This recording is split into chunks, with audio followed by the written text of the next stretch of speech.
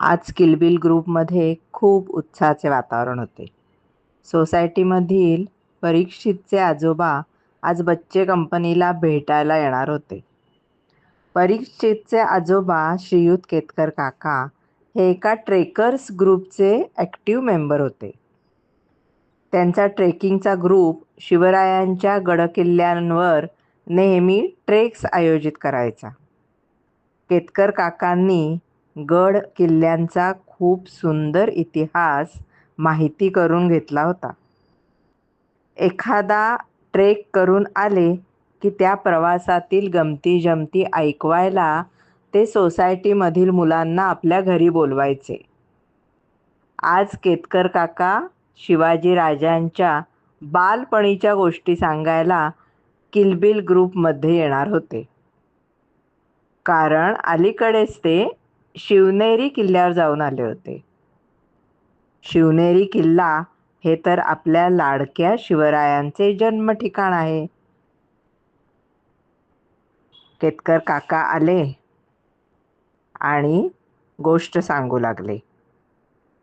शिवनेरी किल्ल्यावर आपला शिवबा हळूहळू मोठा होत होता. आपल्या शिवबाला माता जिजाऊ रामायण महाभारतातल्या गोष्टी ऐकवत असत. रामकृष्णांच्या बाललीला, राम लक्ष्मणाचे बंधुप्रेम, हनुमानाच्या पराक्रमाच्या कथा, ज्ञानेश्वर नामदेव या थोर संतांचे विचार, हे सर्व शिवबा खूप मन लावून ऐकायचा. माता जिजाऊ शिवबांना थोर राजे महाराजे कोण होऊन गेले त्यांच्या पराक्रमाच्या सुद्धा कथा ऐकवत असत. अन्यायाविरुद्ध श्रीकृष्णाने हुशारीने कसा लढा दिला, तसेच आपल्याबरोबर लहानपणी दुर्बल असलेल्या गोपांना कसे संरक्षण दिले, त्यांना बलशाली कसे बनवले, अशा खूप गोष्टी शिवबा अगदी मन लावून ऐकायचे. या गोष्टी ऐकताना शिवबांना खूप प्रश्न पडायचे. सगळ्या प्रश्नांची उत्तरे माता जिजाऊ खूप कौतुकाने त्यांना देत असत. जिजाऊ मातांनी छोट्या शिवबाला खेळण्यासाठी कारागिरांकडून छोटी छोटी लाकडी खेळणी बनवून घेतली होती. गडाखालची छोट्या छोट्या गावातली लहान मुले शिवबांबरोबर खेळायला गडावर यायची. एकदा काय झाले, शिवबा जेमतेम 4-5 वर्षाचे असतील. खेळण्यामधला एक लाकडी घोडा त्यांना फार आवडायचा.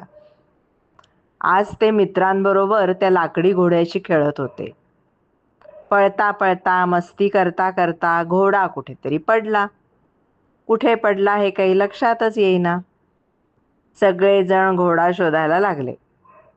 असेच घोड्याचा शोध घेता घेता शिवबांना एक त्यांच्या एवढाच छोटा मुलगा झाडामागे रडत बसलेला दिसला. शिवबांनी जवळ गेले, त्याचे डोळे पुसले आणि त्याला रडण्याचे कारण विचारले. तो मुलगा म्हणाला, शिवबा, तुझ्याकडे किती छान छान खेळणी आहेत. मला पण खेळणी खेळायला खूप आवडतात, पण माझ्या घरी असे एकही खेळणे नाही. मी गडावर आलो की तुझ्याबरोबरच फक्त मला या खेळण्याबरोबर खेळायला मिळते. दोघेही खरे तर खूप लहान होते, जेमतेम 5 वर्षांचे. पण शिवबाला आईने सांगितलेली बाळकृष्णाची गोष्ट आठवली. बाळकृष्ण कसा आपल्या बरोबरीच्या गोपांना आपल्याकडील बासरी द्यायचा, मातीची खेळणी द्यायचा, आपली शिदोरी सगळ्या गोपींच्या शिदोरीबरोबर एकत्र काला करून सगळ्यांनी गोपाळ काला करून खायचा. शिवबांनी आपल्या रडणाऱ्या मित्राला बरोबर घेतले. तेवढ्यात कोणाला तरी शिवबांच्या आवडीचा हरवलेला घोडा सापडला. शिवबांनी तो लाकडी सुंदर घोडा आपल्या मित्राला दिला आणि त्याला प्रेमाने मिठी मारली. दोघेही हसायला लागले. संध्याकाळी घरी आल्यावर छोट्या शिवबांनी जिजाऊ मातेला घडलेली हकीकत सांगितली आणि म्हणाला, मी आज रडणाऱ्या माझ्या मित्राच्या चेहऱ्यावर हसू आणले आई.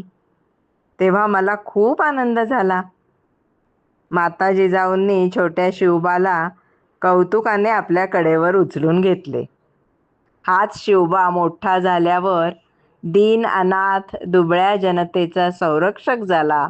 अन्यायाच्या विरुद्ध लढणारा शूर लढवय्या आपल्या सर्वांचे लाडके छत्रपती शिवाजी महाराज झाले. केतकर काकांनी जोरात जय जयकार केला. छत्रपती शिवाजी महाराज की. सगळी बच्चे कंपनी तार स्वरात म्हणाली, जय. शिवनेरी किल्ल्यावर शिवबा कसे मित्रांबरोबर खेळत असतील असा विचार करत करतच सगळे आपापल्या घरी गेले.